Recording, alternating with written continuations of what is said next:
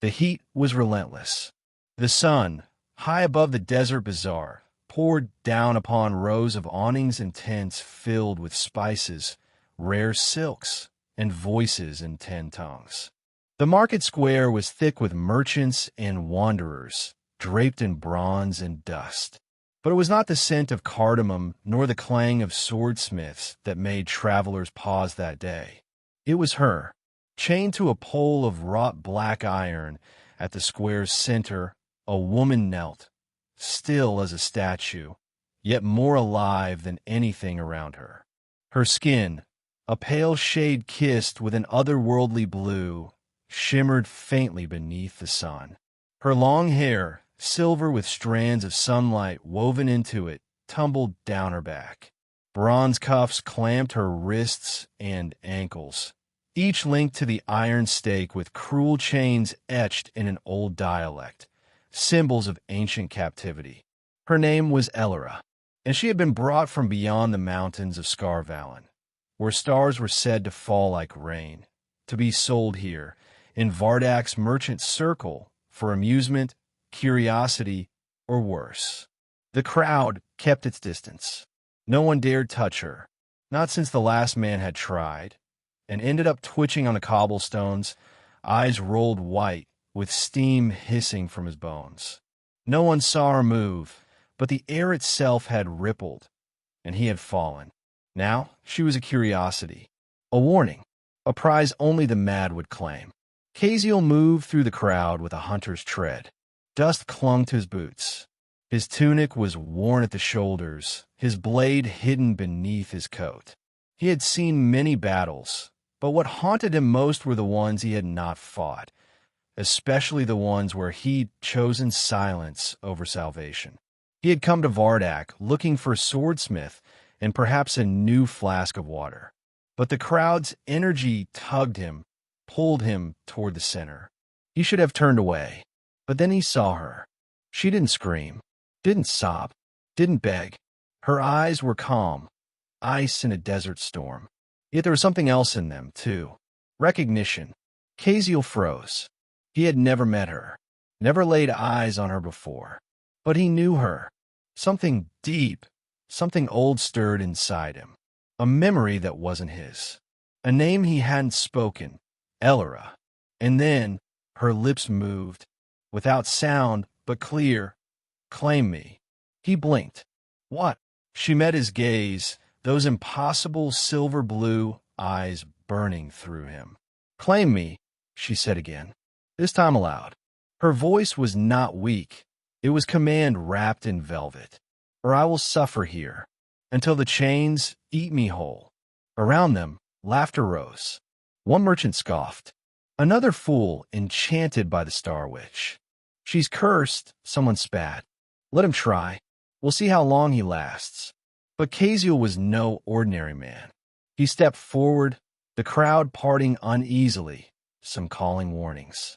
She didn't flinch as he neared. Who are you? He asked quietly. Her eyes flickered just once.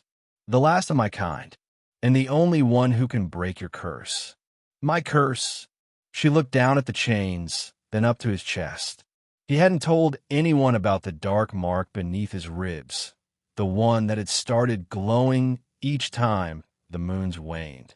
He'd thought it was illness, then sorcery, then a slow death. Elyra smiled faintly, though her wrists trembled. You were born of the sword, but not of the stars. Your heart is bound to mine, even if you don't know it. Caziel hesitated. He wanted to say it was madness, that he didn't believe in fates and prophecies and long-lost alien queens. But he knelt, not out of belief, out of knowing. And the moment his palm touched hers, the square exploded with light. The chains shattered, not cracked, not loosened, shattered. The sound was like the ring of bells from another world.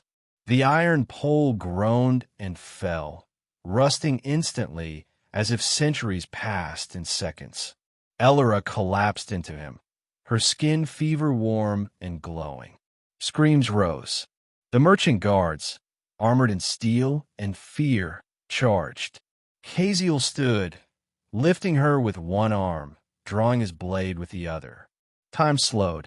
His blade moved like fire through dry grass, clean, precise. He wasn't fighting for gold or glory now. He was fighting for something older, for a vow he had never made, but had always carried. The fight didn't last long, and when the dust cleared and the guards lay groaning or still, the market fell into silence. No one dared approach. Elyra stood, feet bare against the blood-soaked stone, taller than before. Her eyes now glowed like the stars she came from. She spoke, and her voice echoed across the walls. "I'm no longer chained. Let those who sold me suffer in their sleep. Let the wind carry word to the mountains. Elyra of the outer sky walks free." That night, they camped at the edge of the desert. The fire crackled softly. Caziel sat opposite her, polishing the blade that had saved her. "You really think we're bound?" he asked. Elyra looked at the moon. "I don't think. I know. Ow! I felt you before I saw you. The moment I was taken, I called for a guardian, and the stars chose you." He laughed softly. "The stars must be mad." "Maybe," she said, "but they've never been wrong." He looked at her wrists, still marked but no longer bound. "Where will you go now?" She leaned forward. "Where you go?" He hesitated. "You don't even know me." She touched his chest. "I know your heart. It beat in my dreams long before it beat beside me." And somehow, he believed her. Weeks passed. They traveled north into colder lands where mountains ruled and stars hung closer. Word spread of a man and a blue-skinned woman who walked together, who freed slaves with a touch and broke steel with a kiss. Some called them lovers. Others called them demons. A few whispered of prophecies and bloodlines and a future rewritten.